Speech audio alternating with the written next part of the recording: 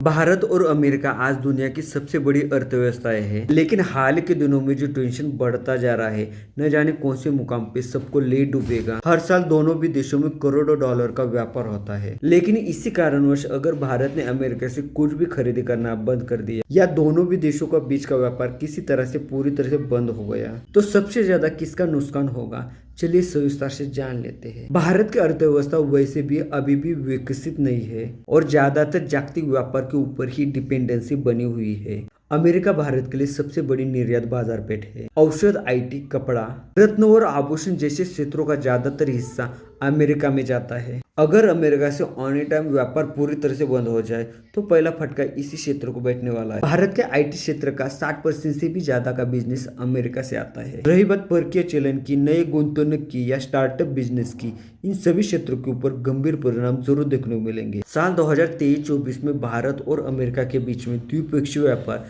तकरीबन 118 अब्ज डॉलर का हो गया था। इसमें से भारत ने अमेरिका को तकरीबन 77 अब्ज डॉलर की निर्यात की थी, तो अमेरिका से 41 अब्ज डॉलर की आयात हो गई थी। इसका सीधा सीधा अर्थ यही है कि भारत की निर्यात तो तकरीबन 36 अब्ज डॉलर तक बढ़ी हुई है। अमेरिका अभी भी दुनिया की सबसे बड़ी इकोनॉमी है। ऐसे में अगर व्यापार बंद हो जाए तो अमेरिका के लिए दूसरा देश मिलना कोई बड़ी बात नहीं है। सबसे बड़ा फटका अमेरिका को जेनेरिक मेडिसिन से ही बैठने वाला है। इसके बावजूद कपड़ा मार्केट और इलेक्ट्रॉनिक्स के लिए थोड़ी बहुत अमेरिका को अड़चन जरूर आ सकती है, और अगर फ्यूचर की प्लानिंग करें तो अमेरिका इसका ऑप्शन जरूर ढूंढ लेगा। ओवरऑल अगर सारी परिस्थिति को देखा जाए तो भारत के लिए सामाजिक और आर्थिक स्तर पे सबसे ज्यादा नुकसान देखने को मिले। लाखों लोगों की नौकरियां जाएंगी, छोटे बड़े उद्योगों को जबर नुकसान देखना पड़ेगा और निर्यात बाजार पे तो पूरी तरह से तबाह हो जाएगी। दूसरी तरफ अमेरिका के लिए ये फटका थोड़ा कैलकुलेटेड ही रहेगा, क्योंकि पर्यायी बाजार पेट और पुरवठादार वो जरूर ढूंढ लेंगे। इस पूरे घटना पे बहुत सारे तज्ञों का मत एक ही है, कौन से भी तनावपूर्ण परिस्थिति से